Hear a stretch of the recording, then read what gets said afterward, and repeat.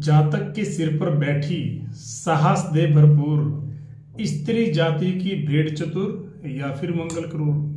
जी हाँ, समझ गए होंगे, बात कर रहा हूं मेष राशि की। कैसा रहने वाला है जून का माह, कैसा रहने वाला ही नहीं है, हर विषय पर हम गहराई से चर्चा करेंगे। बस आवश्यकता है तो आप लोगों को मेरे साथ अंत तक बने रहने की। जी हाँ मेरे साथियों, सर्वप्रथम तो बहुत ही ज्यादा हार्दिक अभिनंदन करता हूं आपका आपके अपने कार्यक्रम समय संकेत में। जी हाँ मेरे साथियों, आप लोगों को एक बहुत महत्वपूर्ण सूचना देनी है कि आप लोग भी अगर अपनी कुंडली पर डीप एनालाइज कराना चाहते हैं, आप भी चाहते हैं कि मेरी कुंडली पर का सटीक विश्लेषण हो, तो सिर्फ और सिर्फ चैनल के डिस्क्रिप्शन में दिए गए नंबरों पर ही संपर्क करें। अगर आपको अपनी कुंडली का डीप एनालाइज कराना है, कोई भी अगर आपके मैसेज पर रिप्लाई कर रहा है, अपना नंबर शेयर कर रहा है या आपको डायरेक्ट मैसेज करने के लिए बोल रहा है, ध्यान दीजिएगा, वो स्पैम भी हो सकता है। चलिए फिर शुरुआत करते हैं कि माह के शुरुआत में ग्रहों का विराजमान क्या कहता है। सबसे पहले लगन के स्वामी मंगल लगन घर में ही कुंडली के सेकंड हाउस में आपके गुरु सूर्य बुध शुक्र गोचर करेंगे। 6th हाउस में आपके केतु, 11वें भाव में इनकम के घर में शनि और 12 भाव में आपके राहु विराजमान करेंगे।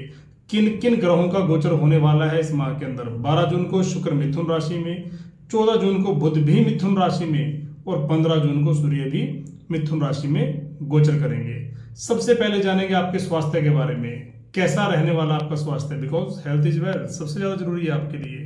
स्वास्थ्य के लिए आप देखेंगे आपके लगन घर को, लगन घर को देखना होता है प्रिय साथियों स्वास्थ्य के लिए। और लगन के स्वामी बनते हैं आपके मंगल, लगन में ही है और कोई भी राशि परिवर्तन नहीं है। हाँ बस ध्यान दीजिएगा कि शनि की दृष्टि लगन पर जा रही है और जब भी शनि लगन को देखे थोड़ा कामों में देरी हो जाती है, क्योंकि शनि का काम है शनि शनि धीरे धीरे करना, तो थोड़ा सा विलंब कराएंगे। आपको अपना धैर्य नहीं खोना, अपना पेशेंस बनाकर रखना है, ऐसा नहीं कि जल्दबाजी में कोई डिसीजन ले लेना है। हाँ स्वास्थ्य के दृष्टिकोण से बेहतर रहने वाला है।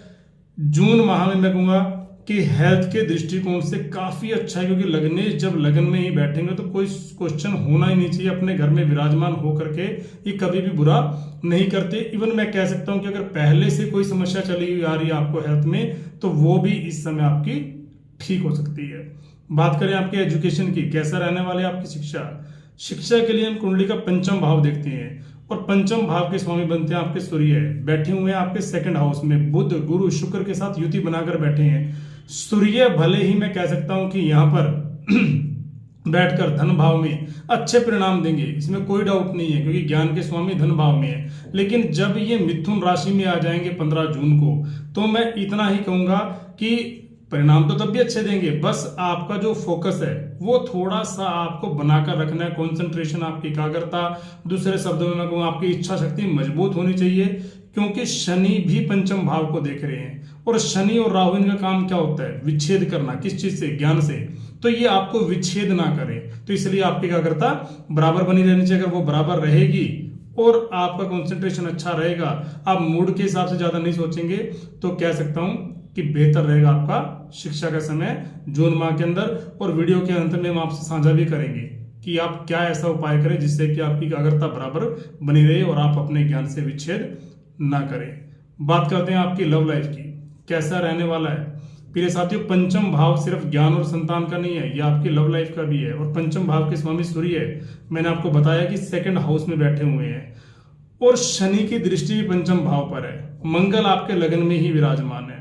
तो आप समझ सकते हैं कि एक तो आपको सबसे पहले एग्रेशन से बचना है, गुस्से से बचना है, मंगल अगर लगन में है। दूसरा शनि की दृष्टि पंचम भाव पे, मैंने आपको कहा कि वो काम ही करते हैं विच्छेद करने का, तो थोड़ा पर यहाँ पर सूर्य का घर है पंचम, पिता हैं लेकिन उनके शत्रु भी हैं। तो यहाँ पर आपको करना क्या है कि अपनी वाणी पर नियंत्रण बनाकर रखना है। और यहाँ पर सेकंड हाउस में सूर्य का मंगल के साथ 1-12 का कनेक्शन भी बन रहा है, तो मैं कह सकता हूँ कुछ एग्रेशन आपके अंदर, कुछ एग्रेशन सामने वाले के अंदर, और जब आग से आग टकराएगी तो परेशानी तो आएगी।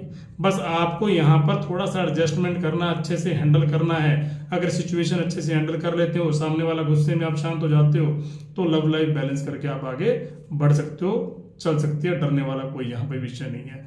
बात करें आपकी मैरिड लाइफ की, सप्तम भाव के स्वामी बनते हैं शुक्र, और शुक्र तो सेकंड हाउस में अपने ही घर में है। जब सप्तम का मालिक आपके सेकंड हाउस में है, तो मैं कह सकता हूं पार्टनर के लिए धन लाभ के दृष्टिकोण से अच्छा है, तरक्की के संकेत मिलते हैं। हाँ 12 जून को जब शुक्र मिथुन राशि में आ जाएंगे, तब थोड़ा सा मैं कह सकता हूं कि पार्टनर के ऊपर, आपके ऊपर थोड़ा बर्डन बढ़ सकता है, काम को कह लीजिए, किसी भी बात का, और बेफिजूल आपको टेंशनें हो सकती हैं। तो बस उससे ही बचना है, इसके अलावा कोई ज्यादा बड़ा डर नहीं है। बात करें आपके भाग्य की, सबसे जरूरी, सबसे इंपॉर्टेंट विषय आपका भाग्य के स्वामी बनते हैं देवगुरु बृहस्पति। शास्त्र कहते हैं कि जब भी भाग्य का स्वामी धन भाव में आए तो ये बनाता है महाधनी योग, यानी धन के अवसर इस समय में आपको अच्छे मिलेंगे, और वो भी भाग्य के भरोसे। कहावत है मेरे साथियों, कोई खाए कर्मी, कोई खाए भरमी, कोई कर्म से खाता है, कोई भ्रम से खाता है, लेकिन आप इस समय के अंदर अपने भाग्य से खाओगे। कर्म तो दुनिया कर ही रही है, लेकिन एक समय ऐसा होता है कि मैं कर्म तो कर रहा हूं, लेकिन मेरा भाग्य एक कदम मेरे से आगे चलता है। ये है वो समय जब भाग्य आपसे एक कदम आगे चलेगा, और कोई राशि परिवर्तन भी नहीं है। बस गुरु की दृष्टि सेकंड हाउस में बैठकर सिक्स्थ हाउस में है, तो कह सकता हूं शत्रु, रोग और ऋण, डरना वहां भी नहीं है। क्यों नहीं डरना है? शत्रु आपका कुछ बिगाड़ नहीं पाएंगे, बस आपको शत्रुता पालने से बचनी है। कर्ज अगर है भी तो घबराना नहीं है, लेकिन जरूरत के हिसाब से आप उसका यूज करें। और बात करूं रोग की, छोटे छोटे रोग आपको थोड़ा सा परेशान करेंगे, लेकिन डरने वाला कोई बड़ा रोग, कोई बड़ा विषय है नहीं। हाँ, इतना ही कहूंगा कि सोच समझकर निर्णय लें, थोड़ा मन बनाकर, नियंत्रण बनाकर निर्णय लें। जल्दबाजी में अगर आप कोई निर्णय लेते हो तो आप किसी और का नहीं, अपने आप का नुकसान कर जाओगे। और भाग्य के भरोसे अगर आपको कुछ भी करना है तो इससे बेहतरीन समय होगा नहीं। कुछ भी शुभ कार्य, मांगलिक कार्य, इन्वेस्टमेंट, कहीं भी परचेजिंग, कुछ भी, do whatever you want to do, कर डालिए, सोचिए मत। यही वो समय है जब आप कुछ भी करेंगे तो भाग्य आपका आगे बढ़कर साथ देगा। बात करें कैरियर की, 10th लॉर्ड बनते हैं आपके शनि, और शनि बैठे हुए इनकम हाउस में। अब कहना ही क्या, अगर कर्म का मालिक इनकम के घर में हो तो आप अपने कर्म से, अपने पराक्रम से अच्छी इनकम पा सकते हैं। और जब वो ग्रह शनि हो, शनि तो है ही कर्म फलदाता, Shani is the lord of justice, न्याय के देवता है, कर्म फलदाता है। अगर कर्म के स्वामी, कर्म फलदाता शनि आपके इनकम घर में है तो मैं कहूंगा बहुत बढ़िया है। मंगल भी लगन में है तो कोई बर्डन नहीं है। इस समय कहते हैं ना कि आपको बर्डन लेकर काम नहीं करना, बड़ा ही रिलैक्स होकर के, चिल होकर के काम कीजिए, कोई चिंता नहीं है, कोई टेंशन नहीं। हाँ, इतना ही कहूंगा कि शनि लगन को देख रहे, काम में थोड़ा सा डिले होता है, काम में थोड़ा सा देरी होती है, बस पेशेंस रखिए, समय का इंतजार कीजिए, समय आ रहा है, भाग्य आपके साथ है, गुरु सेकंड में, बुध सेकंड में, शुक्र सेकंड में, तो चीजें आपके फेवर में है। बट धैर्य की फिर भी आपको जो, क्योंकि शनि आपको थोड़ा सा तड़पाएंगे, तरसाएंगे, रगड़ेंगे, क्योंकि वो लगन को देख रहे हैं, आपके धैर्य की परीक्षा लेंगे। बस आपको अपना धैर्य खोना नहीं है। और जब इस शनि 11th में हो तो मैं कहता हूं कि यही वो समय है, ड्रीम्स कम ट्रू, सपने इसी समय के अंदर सच होते हैं, उनके लिए कोई वेट नहीं है। हाँ, बस इस समय आपके जब शनि 11th हाउस में प्रमोशन के, तरक्की के योग, अगर आप पहले से जॉब पर, और अगर जॉब पर नहीं है, नई जॉब को सर्च कर रहे हैं, तब भी मैं कह सकता हूं कि इस समय नई नौकरी मिलने के, बेहतर नौकरी मिलने के योग बनेंगे। बस एक ही बात, बार बार धैर्य रखें, पेशेंस रखें, बहुत जरूरी है, हड़बड़ाहट पैदा ना करें। बात करें बिजनेस की, 7th लॉर्ड बनते हैं आपके शुक्र, सेकंड हाउस में डेली इनकम का घर भी होता है। मैं कहता हूं शुक्र सेकंड हाउस में तो कहना ही क्या, धन लाभ के लिए, धन वृद्धि के लिए, नए कार्य के लिए बहुत बेहतरीन।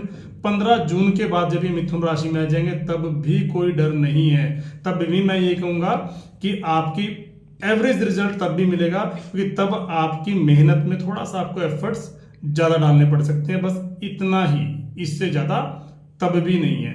उपाय जान लीजिए क्या करना चाहिए आपको। सबसे पहले बहुत जरूरी है, गुरु का बीज मंत्र जाप करें, और जो मैंने आपको कहा हनुमान जी की आराधना, वो तो आपके लिए मैंडेटरी है, बिल्कुल करते ही रहिए, छोड़नी ही नहीं है, जीवन भर भी करेंगे तब भी कोई डर नहीं है। और तीसरी बात, आप शिवलिंग पर दूध जल का अभिषेक करना शुरू कीजिए, ताकि आपकी एकाग्रता बराबर बनी रहे। जानकारी कैसे लगे, लाइक कीजिएगा, सब्सक्राइब करना तो बिल्कुल भी मत भूलिएगा। जय श्री राम, जय श्री बालाजी महाराज।